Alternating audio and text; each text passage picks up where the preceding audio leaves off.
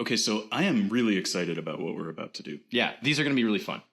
One of the things that I noticed when I was watching you and many other professionals develop applications is there's something going on in your minds that isn't quite obvious to someone looking on. Mm-hmm. And I think these code-alongs really give our students and anyone else watching these videos the opportunity to really get inside your head. Yeah, so for those of you listening and watching at home, what you're going to want to do is you're going to want to literally code along with me. I'm going to slowly solve the problem while we talk about what's going on. So if you want to try a challenge, go ahead and just try to do whatever it is that is being created on your own. I think it'll be a lot more fun. You'll get a lot more out of it if you do as the other Adam here is suggesting, which is to code along with us and actually see how your process is different from mine. And so we're going to put these along and consider them kind of like not really like homework, but more like this is where you should actually be coding and not just watching passively. Yeah, and if it's going too fast for you, of course you can pause and stop the video and catch up. But you might also want to try just sitting and listening and watching and observing kind of our conversation, letting it roll over you and kind of thinking about it. And then code along on your own without us, but come back and watch the video if you ever need some help. See how it's different? Yeah, exactly. So good luck, and here's our first code along. Okay, so now we're going to see your control flow statements, right? Yeah, I'm going to solve a problem that was given there. To find out if the sentence to test is in face a pangram. And a pangram, again, is a... it's a sentence that has every letter of the alphabet in it. Okay, got it. So the quick red fox, et cetera, that's one of the classic pangrams. No, actually, the quick red fox, et cetera, does not actually have all the letters of the alphabet in it. But the quick red fox jumps over the lazy brown dog does. Got it. Okay, excellent. Thanks for the correction. Sure. Yeah. So control flow statements are really, really important. Obviously, but can you tell me a little bit more about why they should be so familiar with them? Right. Well, you don't really want to be thinking about how to make a left turn or a right turn when you're coding. You really want that to be second nature, so you can focus on the problem at hand. Like for instance, in that for loop, I've written a for loop a million times, so I'm not really thinking about that structure except for I'm going to loop through the length of that alphabet array. So you don't want to be hung up on like, I equals 0, right, and then I put what next. You really want that part to be easy. And so you can focus on like, why am I looping through it? Right. So really it's practice these often so you can get them just kind of ingrained. Yeah, absolutely. And also, I mean, they're a lot of fun because, these end up being a bunch of different little problems to solve. And so you can get kind of a fun like learning hit every time you take a step forward to the solution. Got it. So why are you nesting the if statement here within the for loop? Well, I'm not wanting to actually deal with the fact of what has letter is. I don't know really what that means yet.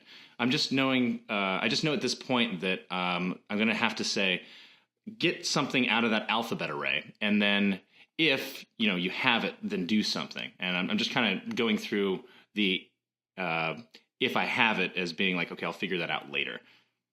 And this seems pretty common. I've seen you and other developers do this a lot, where you nest an if statement in a for loop. Is that true? Is that accurate? Yeah, I mean, it's really a very common way to like search for a condition. So go through everything in here, and if you find what you want, then deal with it in some way. So what is this write success method? That's a method that's just pre-written that will take the number missing and then the actual character array of letters and the sentence and just print it to the log, because I don't really want people to be focusing on that right now. Just want to focus on the actual logic of whatever they're doing. So it's a helper method that you wrote for them. Yeah. There's another one up above that does the same thing by turning a string into a character array, so they don't have to deal with that. Because otherwise it's pretty annoying to have to use single quotes to describe a whole sentence. Mm-hmm. So here we have the actual has letter method. I'm trying to figure out, okay, given a sentence and given a letter, does that letter actually exist in that array of characters? Now, when you're writing that method, are you choosing the parameters, or is that something that's already kind of like automatic for you? Definitely a little bit of both, I guess. I mean, I definitely know what my inputs are, right? I'm like, okay, I have a letter, and then I have a thing I want to look through, and that really determines the parameters of like, what do I got? Once you know what you got, then you have to think about your return statement. Like, okay, from what I got, what am I going to figure out? In this case, just a true or false. So that's why it's a Boolean.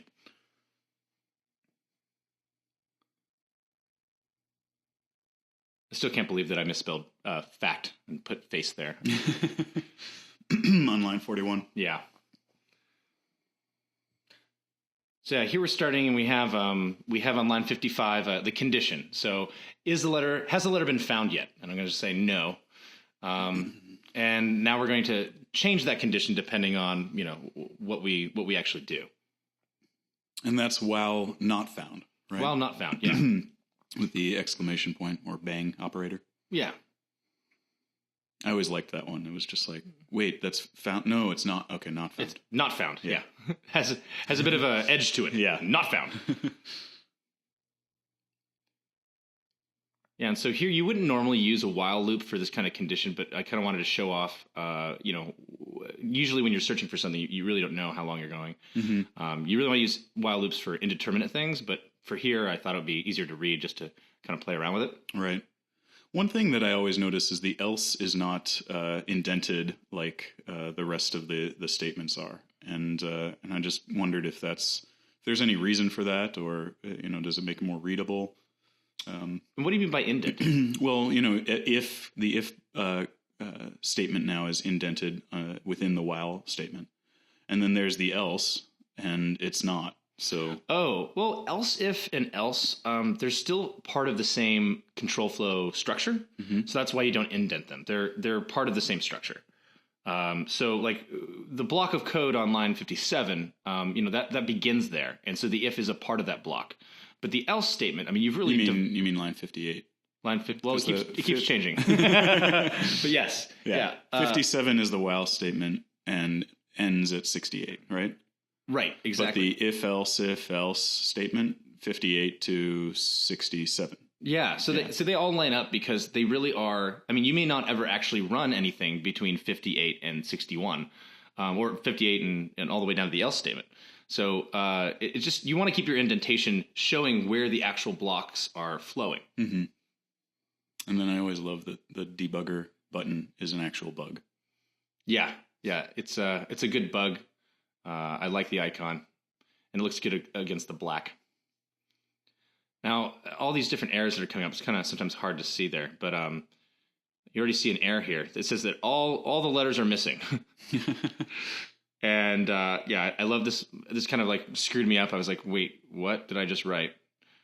Oh, right. So if has letter equals false. So take me through. What was the process that you used to find that?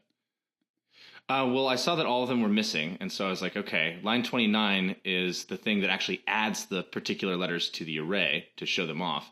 And when I read it, I was just like, oh, well, I want to know if has letter doesn't have a letter. Mm-hmm. So I put equals false. We could have also used a bang operator, but that one kind of worked better to show it off and make it more readable. And here we are testing to make sure if we remove some letters, do we actually see that some are missing from the pangram? And sure enough, 4 missing. 4 missing. Mm-hmm. And what are the things to end there? The gems? Yeah. Yeah. So what were those gems? Why were those little symbols in there? Right. So it's an array of primitives. So they all start out with a default value. They don't start at a null. They start with an actual value. And the value that you're seeing on the screen is actually the default character value. It's Unicode, 0000. It's the very first character, and it just happens to print that way. So we actually have like an array of different characters of non-printable kind of characters, and then we kind of insert them in there. So they won't necessarily see those whenever they're debugging anything. It's just the case of this particular example. Yeah, well, unless they're using a car array of with nothing in it, they might see it. But if I were to take that one step further, I would have gone through and I would have maybe put spaces or shortened the car array to just show me the letters. But we just created a 26 slot array and inserted them in there for simplicity's sake. So wherever there were missing or not missing letters, then you'd get the You just get a nice little gems. Unicode, first character, default character. I like the gems. Yeah. Make me feel like I won something.